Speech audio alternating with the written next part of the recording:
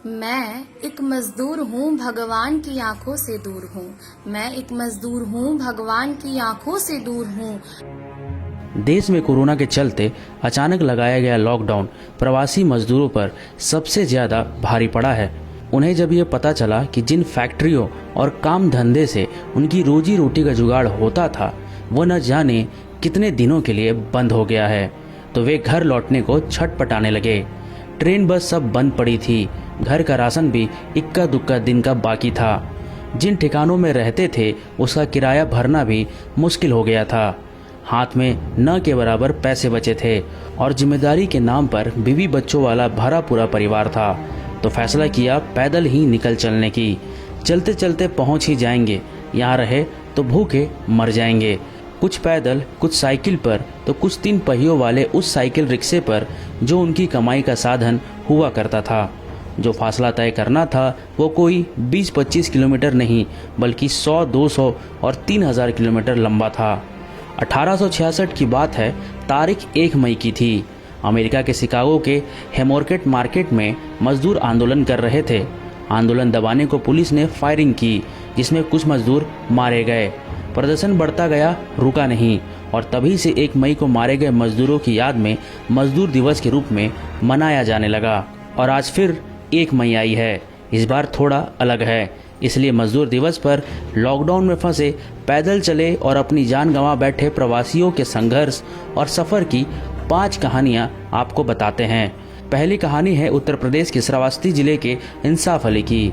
इंसाफ अली मुंबई में एक मिस्त्री का हेल्पर थे। लॉकडाउन की वजह से काम बंद हुआ तो घर पहुंचने की ठानी। इंसाफ 13 अप्रैल को मुंबई से यूपी के लिए निकल पड़े। 1500 किलोमीटर के सफ़र में ज़्यादातर पैदल ही चलते रहे और बीच बीच में अगर कोई गाड़ी मिल जाती तो उसमें सवार हो जाते। जैसे तैसे 14 दिन के बाद यानी 27 अप्रैल को इंसाफ अपने गांव मटकनवा तो पहुंच गए, लेकिन वहां क्वारंटाइन कर दिया गया। उसी दिन दोपहर में इंसाफ की मौत भी हो गई। पत्नी सलमा बेगम का कहना था कि इंसाफ ने उसे फ़ोन पर बताया था कि वह सिर्फ बिस्किट खाकर ही जिंदा थे। दूसरी कहानी है मध्य प्रदेश के सीधी के मोतीलाल साहू की। नवी मुंबई में हाउस पेंटर का काम करते थे मोतीलाल साहू। जब देश में पहला लॉकडाउन लगा तब तक मोतीलाल मुंबई में ही रहे, लेकिन दूसरे फेज की घोषणा होने के बाद 24 अप्रैल को वे पैदल ही घर के लिए निकल पड़े। उनका घर नवी मुंबई से 1400 किलोमीटर दूर था। मोतीलाल के साथ 50 और प्रवासी मजदूर भी थे। मोतीलाल खाली पेट ही चल पड़े थे। उन्होंने 60 किलोमीटर का सफ़र तय ही किया था कि रास्ते में ठाणे पहुंचते ही उनकी मौत हो गई। उनके परिवार में पत्नी और 3 बेटियां हैं और बड़ी मुश्किल से घर का गुजारा हो पाता है। तीसरी कहानी है बिहार के बेगूसराय के रहने वाले रामजी महतो की। रामजी महतो दिल्ली से अपने घर के लिए पैदल ही निकल पड़े थे। दिल्ली के बेगूसराय के बीच की दूरी 1100 किलोमीटर की है। उन्होंने 850 किलोमीटर का सफ़र भी तय कर लिया था। राम जी 3 अप्रैल को दिल्ली से निकले, लेकिन 16 अप्रैल को यूपी के वाराणसी में बेहोश होकर गिर पड़े। उन्हें एम्बुलेंस में चढ़ाया ही था कि उन्होंने दम तोड़ दिया।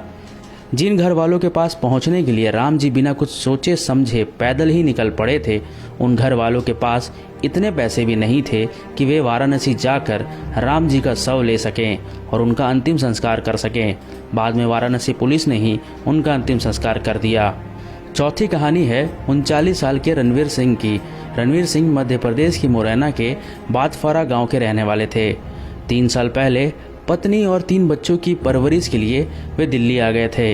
यहाँ आकर एक रेस्टोरेंट में डिलीवरी बॉय का काम भी करते थे, लेकिन लॉकडाउन की वजह से सब काम बंद हो गया। इससे रणवीर दिल्ली से मुरैना के लिए पैदल ही निकल पड़े। दिल्ली से उनके गाँव तक की दूरी 300 किलोमीटर के आसपास थी। वे 200 किलोमीटर तक ही चल पाए थे, लेकिन 28 मार्च को रास्ते में ही आगरा पहुंचते ही उनकी मौत हो गई। उनके घर वालों का कहना था कि रणवीर की मौत भूख प्यास से हुई थी, जबकि पुलिस का कहना था कि पोस्टमार्टम के मुताबिक उनकी मौत हार्ट अटैक से हुई है। 5वीं कहानी है पैदल घर जाने वालों में 5वीं कहानी है जादव गोगोई की। वे असम के नागांव जिले में रहते थे, लेकिन मजदूरी गुजरात के वापी शहर में करते थे। लॉकडाउन लगने के बाद 27 मार्च को जादव वापी से अपने घर आने के लिए निकल पड़े। 25 दिन में 2800 किलोमीटर का सफ़र तय करने के बाद 19 अप्रैल को आखिरकार जादव अपने घर पहुंच ही गए। 46 साल के जादव 4,000 रुपए लेकर वापी से निकले थे। कभी पैदल तो कभी ट्रक वालों से लिफ्ट भी ली। ऐसा करते करते बिहार तक आए और बिहार से फिर पैदल ही असम भी पहुंच गए। मैं एक मजदूर हूँ, मैं एक मजदूर हूँ, भगवान की आंखों से दूर हूँ। मैं एक मजदूर हूँ, भगवान की आंखों से दूर हूँ। छत खुला आकाश है, छत खुला आकाश है, हो रहा वज्रपात है। छत खुला आकाश है, हो रहा वज्रपात है, फिर भी मैं नित दिन राम धुन गाता हूँ, फिर भी नित दिन मैं राम धुन गाता हूँ। गुरु हथौड़ा हाथ है, कर रहा है प्रहार। गुरु हथौड़ा हाथ है, कर रहा है प्रहार। सामने खड़ा बच्चा करा रहा है, सामने खड़ा बच्चा करा रहा है, फिर भी मैं अपने में मगन, फिर भी मैं अपने में मगन तल्लीन हूँ, फिर भी मैं अपने में मगन तल्लीन हूँ। हाँ, मैं मजदूर हूँ, भगवान की आंखों से दूर हूँ। आत्मविश्वास को मैंने जीवन का लक्ष्य बनाया है। आत्मविश्वास को मैंने जीवन का लक्ष्य बनाया है। फटे चिथड़े कपड़ों में सूट पहनने का सुख पाया है।